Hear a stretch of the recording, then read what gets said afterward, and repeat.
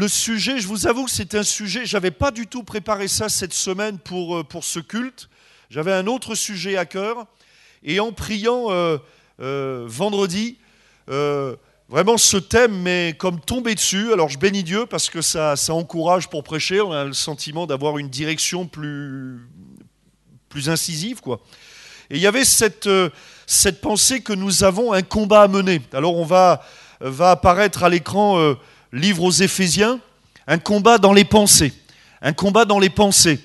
Je m'aperçois en voyageant que les combats prennent des formes différentes.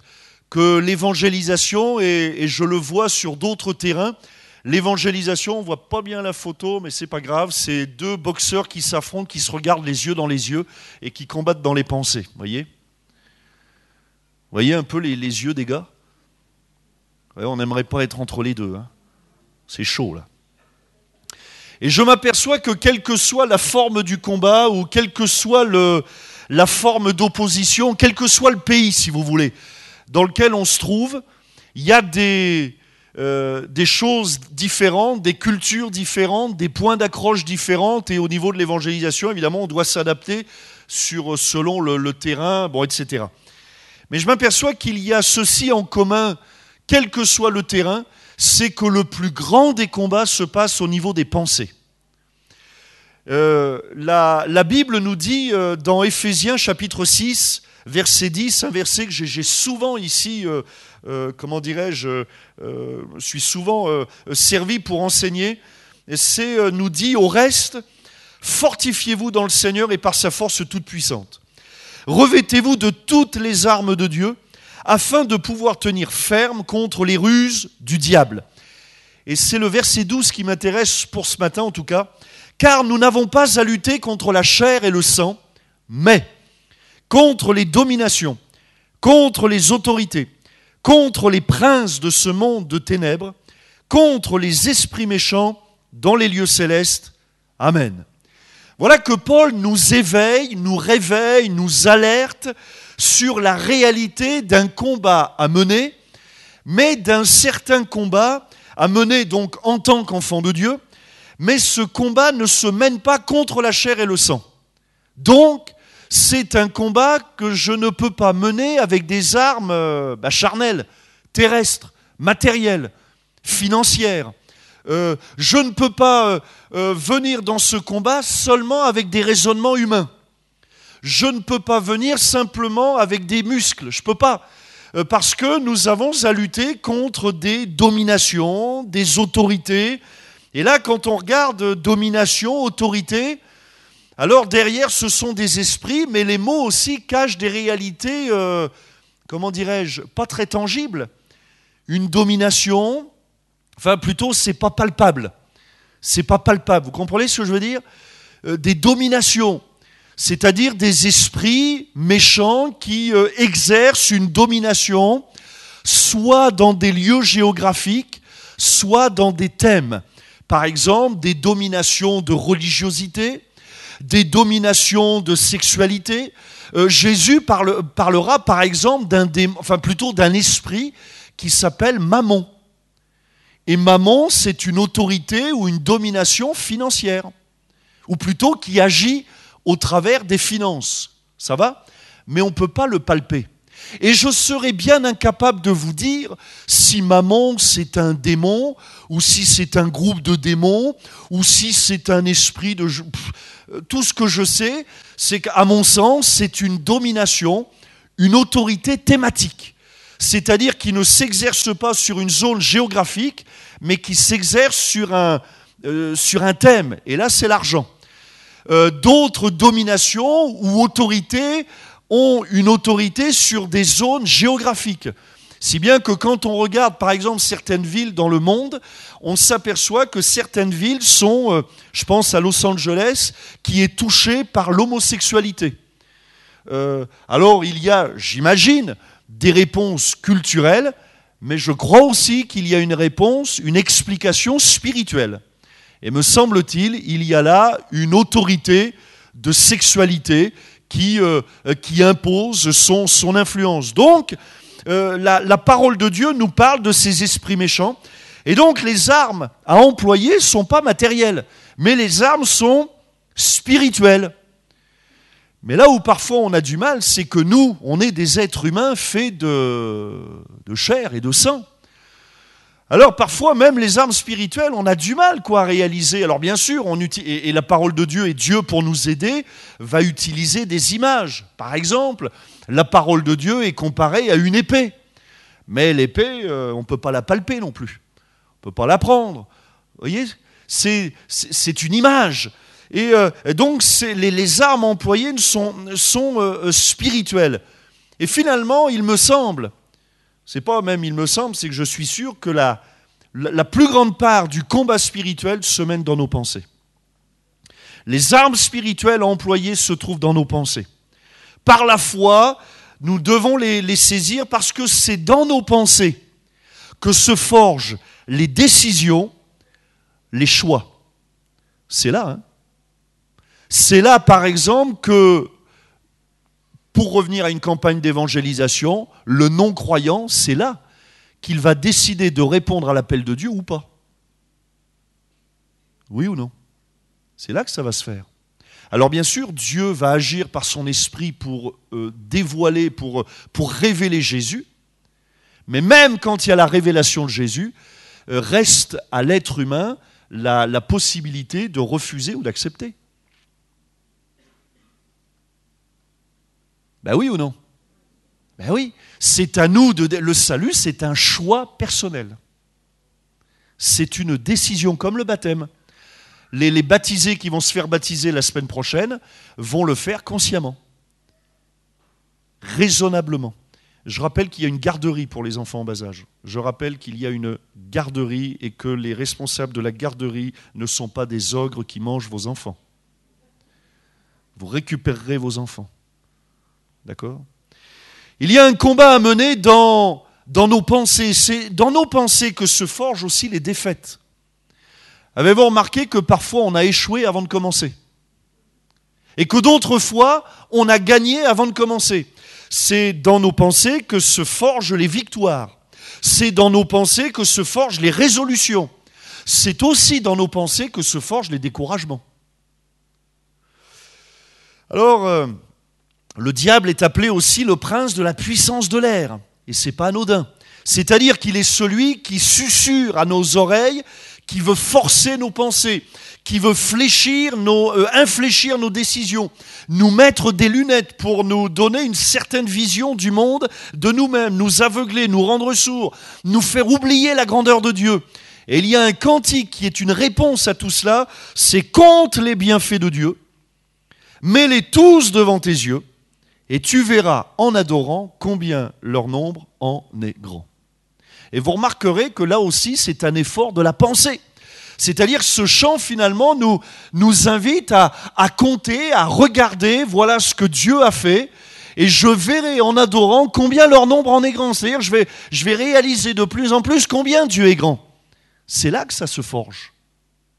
Le fait d'ouvrir la bouche pour prier ou pas, écoutez, vous voulez apprendre à prier à voix haute ? Ben, ça commence en ouvrant la bouche. Oui, il y a une garderie. Voilà, merci beaucoup. Ça commence en ouvrant la bouche. C'est mécanique, mais ça démarre de nos pensées. C'est nos pensées qui disent « Oh non, je ne peux pas !» Mais qui t'a dit que tu ne pouvais pas ? On va voir maintenant les réponses. Les combats à mener. Premier point, les combats à mener. Galates chapitre 5, verset 7. Vous couriez bien. Qui vous a arrêté pour vous empêcher d'obéir à la vérité ? Cette influence ne vient pas de celui qui vous appelle. Et le verbe courir, en grec, c'est le verbe tréko, qui a donné trekking. Connaissez le trekking ? Trekking, c'est payer des vacances très chères pour aller se fatiguer. En gros. Trekking. Et trekking, enfin tréko plutôt en grec, ça signifie courir dans une compétition, se répandre, lutter durement, mettre ses forces pour réaliser ou atteindre quelque chose. Et le verbe arrêter, c'est un verbe qui signifie retenir, empêcher, arrêter. Et Paul nous parle d'influence. Et Paul dit aux Galates, mais vous couriez bien.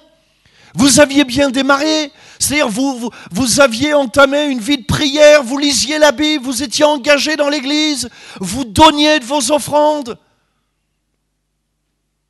Et qui vous a arrêté? Ou qui vous a ralenti? Ou qui vous a empêché? Et Paul répond à la question aux Galates et dit aux Galates, mais certainement pas celui qui vous a appelé.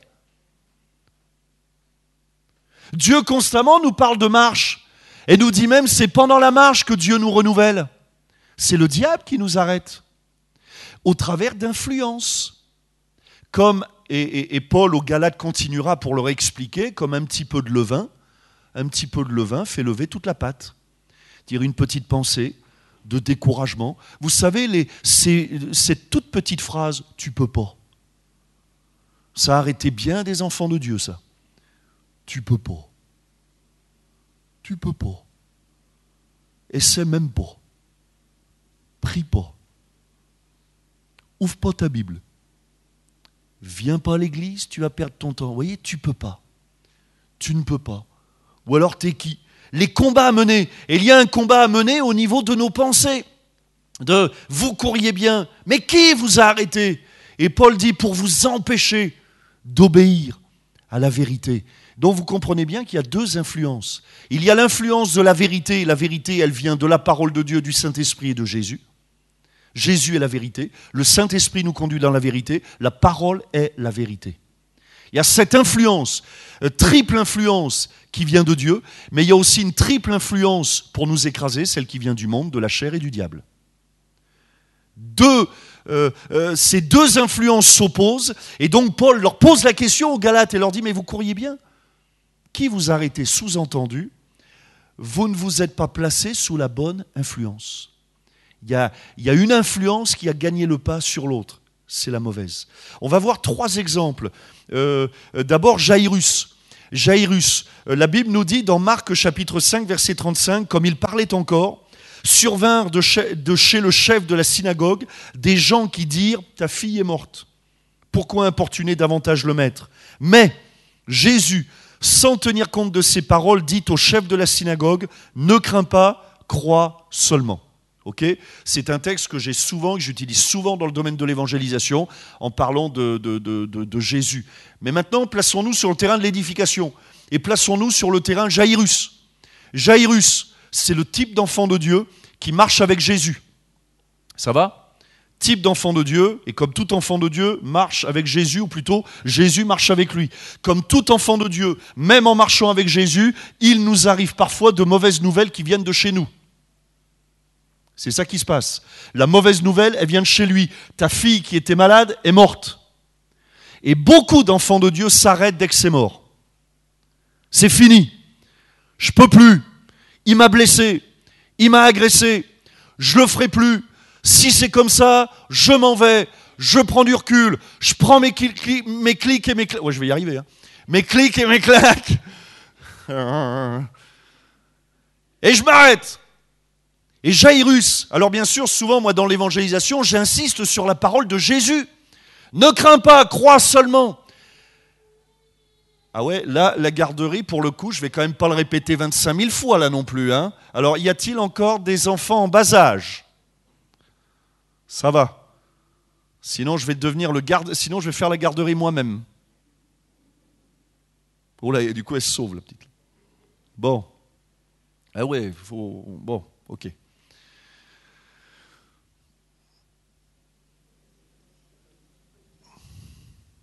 Jaïrus. Souvent, j'ai insisté sur la parole de Jésus. Mais dans le cœur de Jaïrus, moi, je suis convaincu qu'il y a eu un énorme combat. Mettez-vous à la place de Jaïrus. Sa fille est morte. Qu'est-ce que vous auriez fait honnêtement à sa place? Honnêtement. Moi, je vais vous répondre. En ce qui me concerne, je ne suis pas sûr que j'aurais continué à marcher avec Jésus. Parce que pour rentrer chez lui, Jaïrus, il savait qu'en rentrant chez lui, il verrait le cadavre de sa fille. Il le savait, c'est un fait. Et parfois, on refuse, on s'arrête, parce qu'il y a quelque chose qui est mort dans les pensées. Mais Jaïrus, il y avait donc cette influence. Ta fille est morte, dérange pas le maître, arrête-toi, tu ne peux pas, personne ne peut rien faire pour toi, c'est pas la peine, stop. Une autre influence, celle qui vient de Dieu, ne crains pas, crois seulement. Et Jairus, il y a eu cet énorme combat dans son cœur et dans sa tête, et il ne s'est pas laissé arrêter. Est-ce que Dieu trouvera au milieu de nous des enfants de Dieu qui ne se laissent pas arrêter à la première embûche, qui ne se laissent pas arrêter même quand il y a quelque chose de mort? Ne crains pas, crois seulement. Alors ça a été difficile, parce que vous savez, souvent on passe vite sur les textes de la Bible, on passe très vite, mais mettez-vous à la place de Jairus. Il est rentré, alors vous allez me dire, ouais, mais Jésus était avec lui. Ouais, d'accord, mais sa fille, elle est quand même morte. Et le problème, c'est que Jairus va voir sa fille. Du coup, il en a entendu parler, mais entre entendre et voir, il y a une grande différence. Là, il va la voir. Mais l'influence, elle viendra de la parole de Dieu et qui permettra à Jésus d'exercer une parole de miracle, de vie. Et trop d'enfants de Dieu s'arrêtent en chemin. Il y a trop d'enfants de Dieu qui s'arrêtent en chemin. Prenons un autre exemple. David devant Goliath. 1 Samuel chapitre 17 verset 45. David dit aux Philistins. Ouais, vous avez vu, on peut repasser là? Vous avez vu où est David? Où est Goliath? Mais du point de vue de Dieu, c'est le contraire. On inverse. Vous avez vu comment vous regardez les choses? Je suis sûr qu'à la question qui est David, qui est Goliath, vous me dites Goliath c'est le gros, David c'est le petit. Ça c'est les yeux humains. Les yeux spirituels c'est le contraire.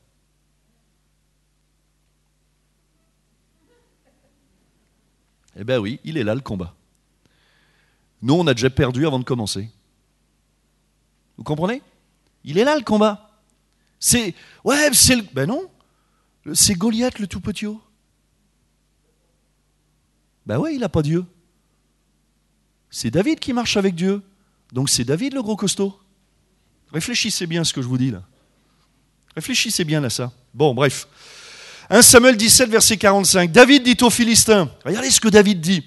Tu marches contre moi avec l'épée, la lance et le javelot. Ça recommence, les trois influences. Épée, lance et javelot. Et moi, je marche contre toi au nom de l'Éternel des armées, du Dieu de l'armée d'Israël, que tu as insulté. Aujourd'hui, l'Éternel te livrera entre mes mains. Je t'abattrai et je te couperai la tête. Aujourd'hui, je donnerai les cadavres du camp des Philistins aux oiseaux du ciel et aux animaux de la terre, et toute la terre saura qu'Israël a un Dieu. Amen. Seulement voilà, il y a un petit blême. C'est que David dit ça avant que ce soit produit. Pour nous, c'est facile de dire « Ouais, amen, alléluia, vas-y David ». Eh oui, mais quand David il dit ça, Goliath, il est quand même en vie encore. Qui aurait dit ce que David a dit? Allez, viens, ça tombe bien, il nous manquait une tête à la maison. Et puis mes oiseaux, ils ont faim. Nous aussi, on a un chat à la maison, tiens. Ça lui ferait du bien de manger de la viande, là. Viande bien rouge de Goliath, là. Alors viens, approche-toi. Et puis en plus, non seulement toi, mais tous tes copains, on va faire un festin, on va vous manger, les gars. Et ce soir, quand on boira le café, on le boira dans vos crânes. Faut bien nettoyer. Bon, mais vous avez compris. David, là encore, comment se fait-il qu'un homme, Goliath, paralyse une armée? Dans les pensées. L'armée s'est laissée terrasser par un homme, c'est pas normal, aussi grand soit-il. Une armée, dans les pensées. Tu peux pas. Et le tu ne peux pas s'est transformé, on ne peut pas. Nous ne pouvons pas. David, lui, il a une autre influence. On sait que David, il est influencé par Dieu. Et donc David, là aussi, il y a un combat dans ses pensées. Et là encore, il y a trop d'enfants de Dieu qui s'arrêtent dans le combat. Trop d'enfants de Dieu qui ne vont pas affronter Goliath. Trop d'enfants de Dieu qui, lorsqu'ils le voient, disent « Ah mais non, mais il est énorme !» Mais non, c'est nous qui sommes énormes pour lui. Et David l'avait compris. D'ailleurs, David, il lui dit « Toi, tu marches contre moi avec l'épée, la lance et le javelot, mais tu rigoles. Tu vois pas qui je suis? David, fils de Dieu. Regarde ma fronde. Seulement sa fronde, les pierres qu'il a dans la main sont plus puissantes que toute sa lance et javelot et tout le reste. David n'oublie pas qui il est. Combat dans les pensées. Trop d'enfants de Dieu se laissent terrasser par Goliath. Vous savez, comme quelqu'un qui n'oserait pas sortir de chez lui parce qu'il y a un molosse qui aboie à côté et on oublie que le molosse, il est enchaîné. Mais ça, on l'a oublié. Alors on ne sort plus de chez nous. Mais David, il n'oublie pas ça. David, il aurait pu s'arrêter en chemin parce que la situation, humainement, elle est désavantageuse. Mais regardez verset 50. Ainsi, ça c'est la conclusion de l'histoire, ainsi, avec une fronde et une pierre, David fut plus fort que le Philistin. Il le terrassa et lui ôta la vie sans avoir d'épée à la main. Trop d'enfants de Dieu, nous arrêtons parce qu'on attend. Ouais, je peux pas, on cherche l'épée que Dieu ne nous donnera pas. Parce qu'on a déjà ce qu'il faut dans la main. Ouais, mais si on avait, il ne te donnera pas. Ma grâce te suffit. Vous savez que même Paul a eu ce combat dans ses pensées. Et Dieu lui a dit, mais ma grâce te suffit. Il cherchait lui aussi, il dit, ouais, mais j'ai un problème, j'ai un problème, il faut que tu me guérisses. Et Dieu lui dit, ma grâce te suffit, c'est dans la faiblesse que tu t'es fort.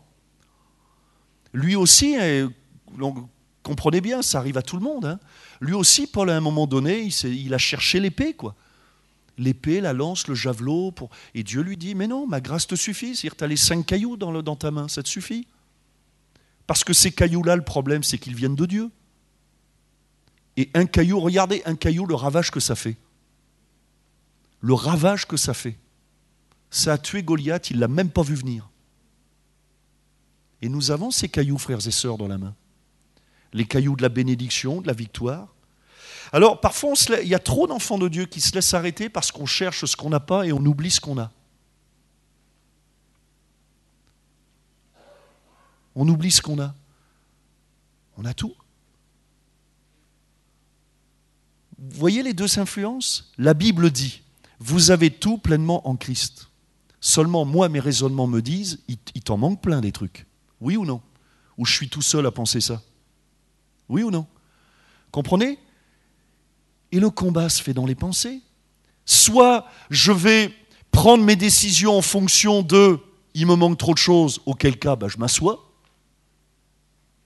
Ou alors je me laisse influencer par la parole de Dieu et la parole de Dieu me dit « j'ai tout pleinement en Christ », alors je fonce. Mais la démarcation, la décision se fait là, dans mes pensées.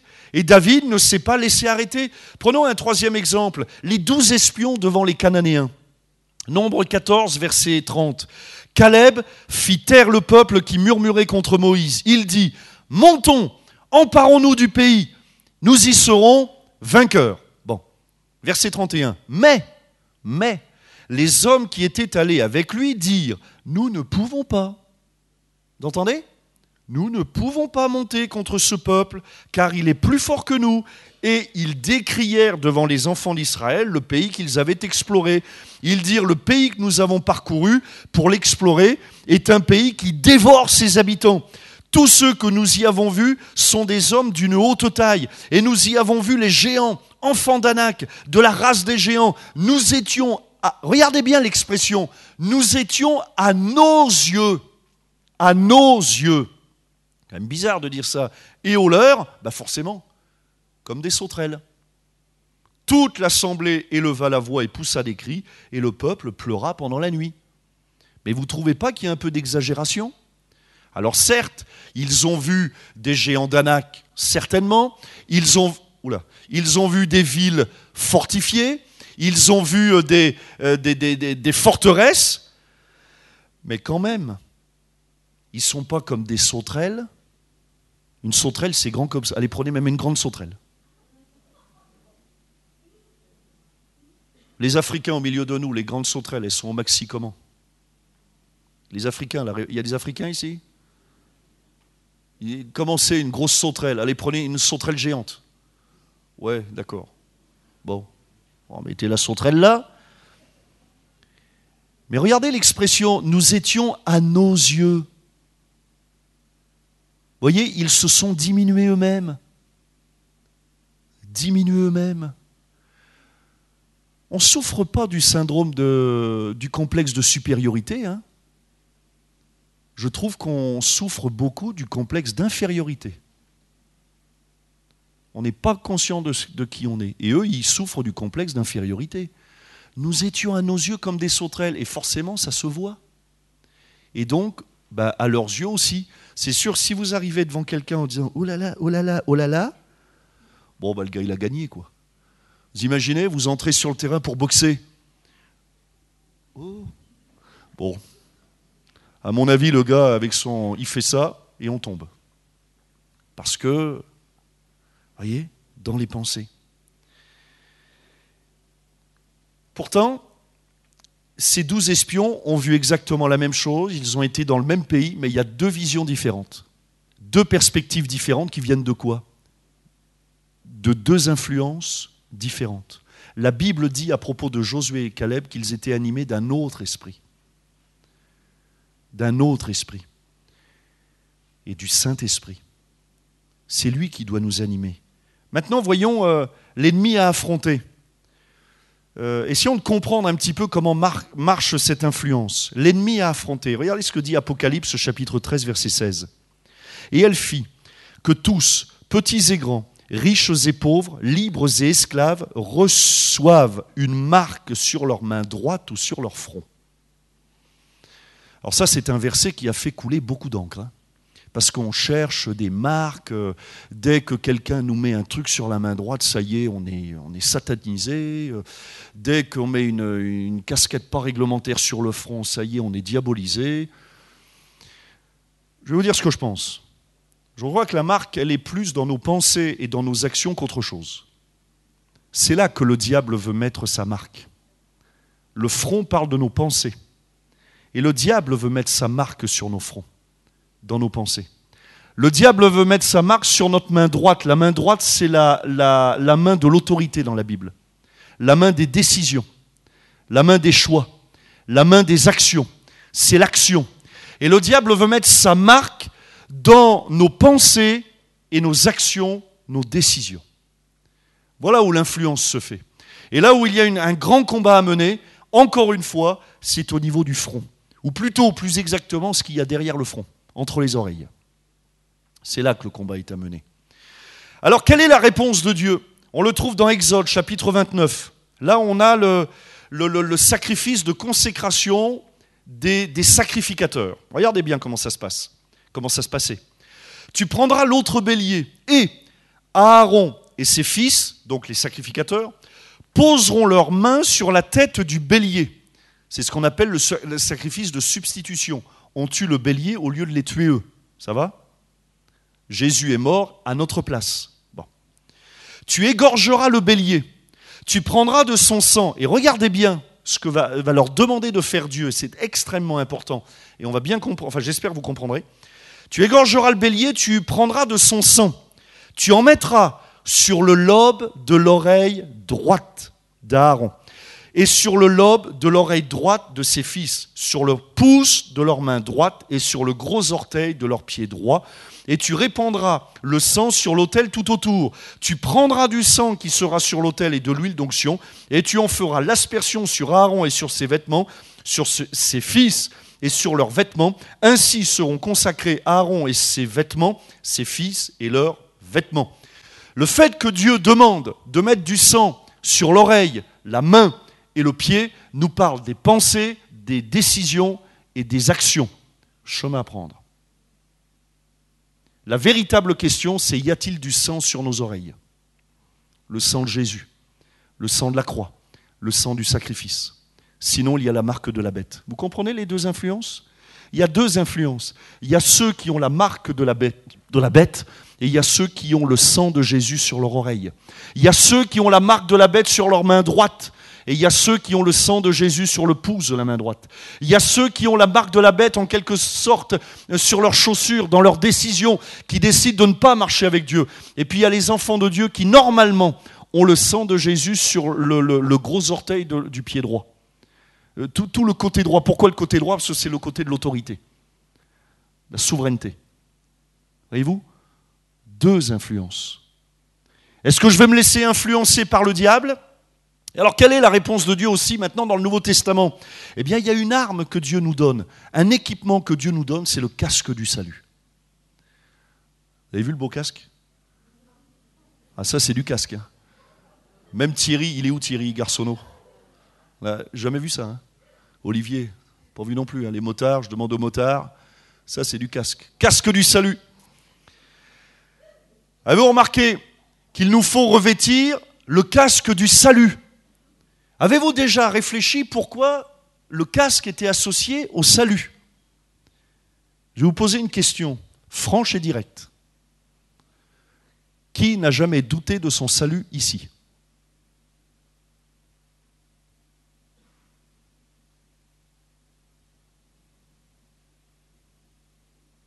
Répondez pas là, va-vite.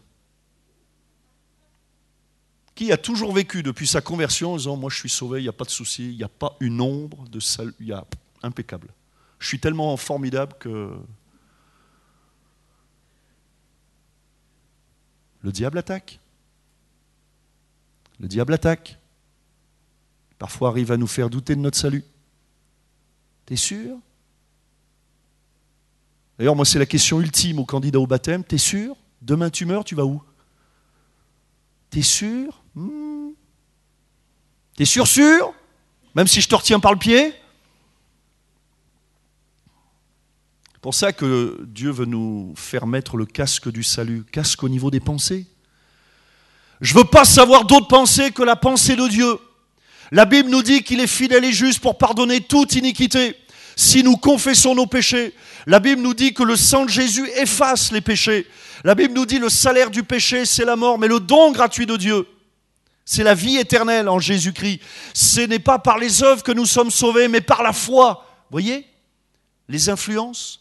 L'influence de la parole de Dieu. Et Dieu veut en quelque sorte, comme pour répondre à cette question, d'amener toutes nos pensées captives à l'obéissance de Christ. Mais pour ça, il faut le casque du salut. C'est le casque qui va verrouiller toutes les pensées de Dieu, qui va permettre non seulement que les pensées de Dieu restent dans le casque, mais que les pensées du diable ne viennent pas dedans. Le casque du salut, c'est quoi le casque du salut? C'est le casque de mon identité. Je suis un enfant de Dieu. Les enfants de Dieu ici disent Amen. Et il n'y a pas de doute. C'est comme ça. Je ne suis pas un enfant de Dieu parce que je le mérite. Je suis un enfant de Dieu parce que Jésus a donné sa vie à la croix du Calvaire pour moi. Mes péchés sont pardonnés. Pas à cause de moi, à cause de Jésus. Le casque. Les promesses de Dieu sont pour moi. Le casque. Et le casque du salut a 3 conséquences. Je réalise mon identité, mon autorité, mon efficacité. Je sais qui je suis, je sais quelle autorité j'ai. L'enfant de Dieu, il a la plus belle arme du monde, c'est la prière. Alors pourquoi tous les enfants de Dieu ne prient pas?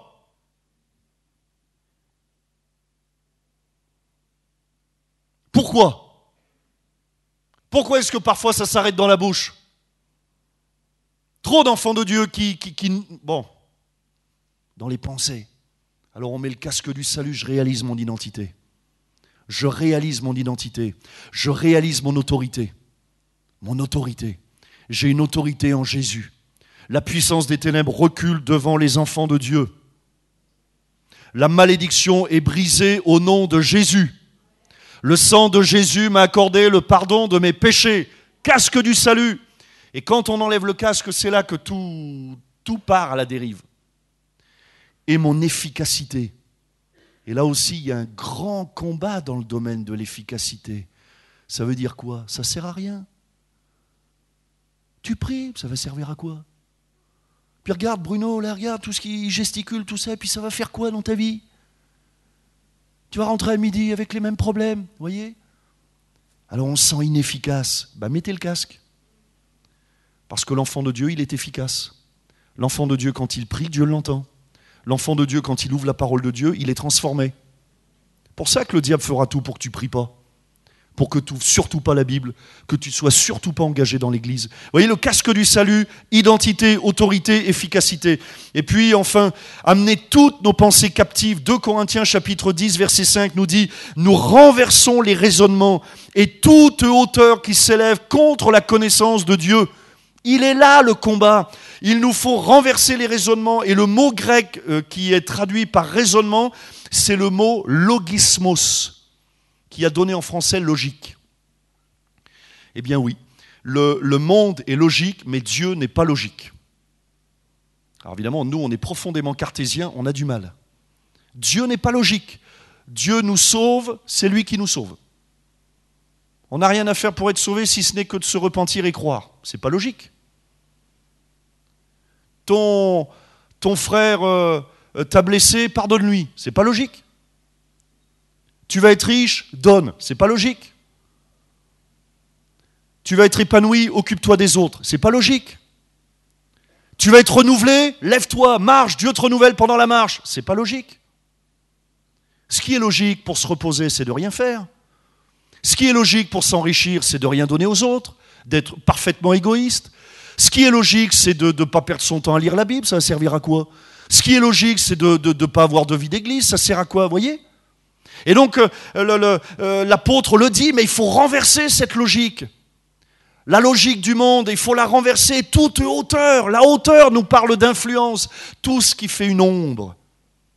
Mais moi, je vais être touché par... Vous savez, il y a l'ombre de Pierre qui guérissait les malades. Ben, nous, on veut être sous l'ombre de Dieu. L'ombre de Dieu. Et nous amenons, et je termine, nous amenons toute pensée captive à l'obéissance de Christ. Et mon verset de conclusion, ce sera la réflexion de David dans le psaume 51. Dieu, crée en moi un cœur pur, renouvelle en moi un esprit bien disposé. Et je suis convaincu que face à Goliath, il devait demander à Dieu, Seigneur, renouvelle en moi un esprit bien disposé. Parce que moi, mes yeux voient une montagne de muscles. Il y a Goliath, il est imbattable, il est imbattu.